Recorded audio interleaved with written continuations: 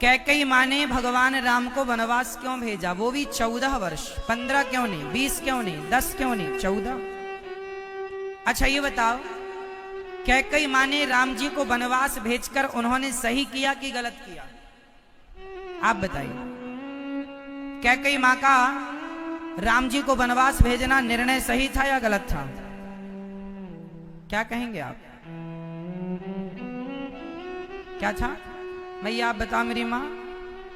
सही था? आप बताइए। सही था? हाँ, यदि कैकेयी माँ ने राम को वनवास ना भेजा होता तो राम जी की कथा कोई ना जानता। राम को राम बनाने में कैकेयी माँ का पूरा हाथ है।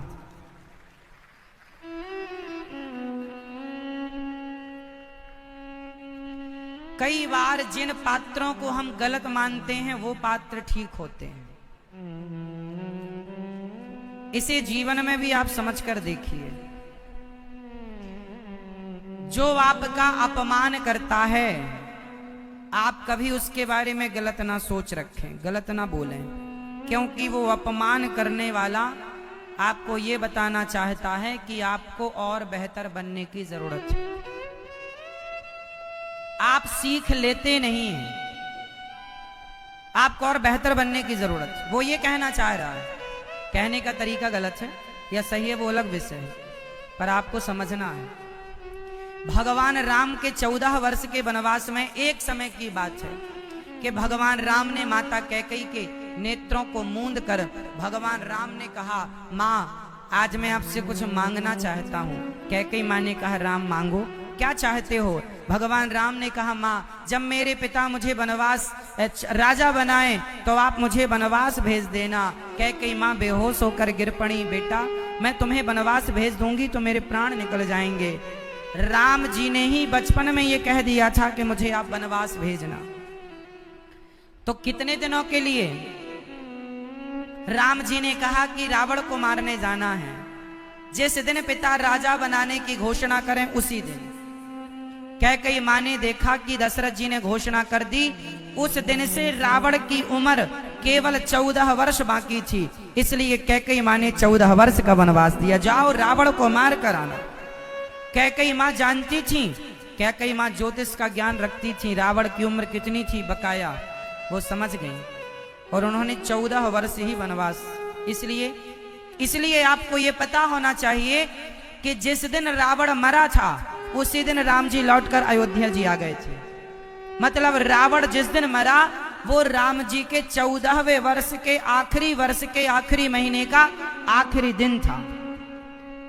यदि एक भी दिन राम जी लेट हो जाते तो भरत जी मृत्यु को प्राप्त हो जाते। भरत जी ने कह दिया था कि प्रभु एक दिन लेट हुए तो चिता में जलता हुआ मिलेगा भरत। इसलिए राम जी को टाइम से आना था। इसलिए राम जी ने उस दिन रावण को मारा। लगभग रावण दोपहर के 12 बजे तक तो मर चुका था। 11 से 12 के बीच में रावण, पहले उस दिन के शुरुआत के युद्ध में ही रावण मर गया।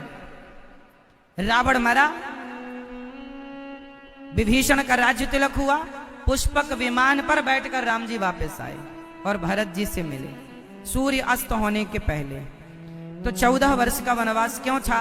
इसका दूसरा कारण एक और है, और वो ये कि एक बाली नाम का राजा था। आप सब जानते होंगे सुग्रीव के भैया बाली। एक बार बाली और दशरथ जी का युद्ध होने को हुआ।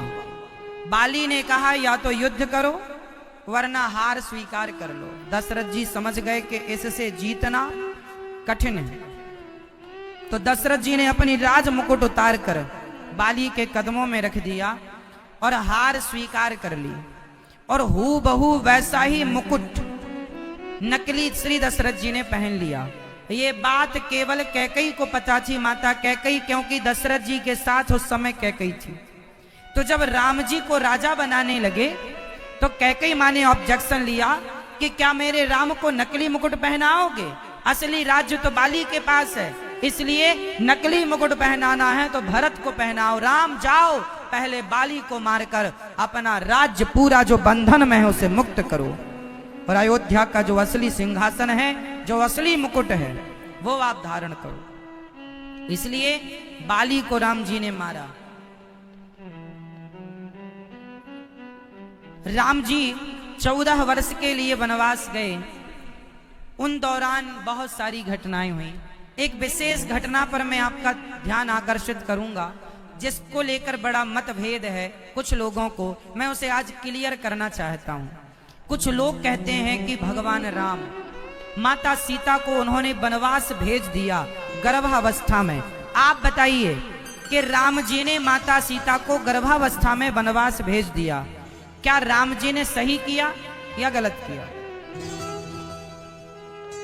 अपनी स्त्री को, अपनी पत्नी को गर्भावस्था में राम जी ने घर से निकाल दिया, ये सही किया राम जी ने या गलत किया? उत्तर दो। गलत था या सही था? क्या आप इस रहस्य को जानते हैं? कथाएं सबने सुनी हैं, मैं आपको कथा नहीं, कथा का रहस्य, कथा का सार समझा रहा हूं। आप में से कम लोग इस बात को जानते हैं कि माता सीता को वनवास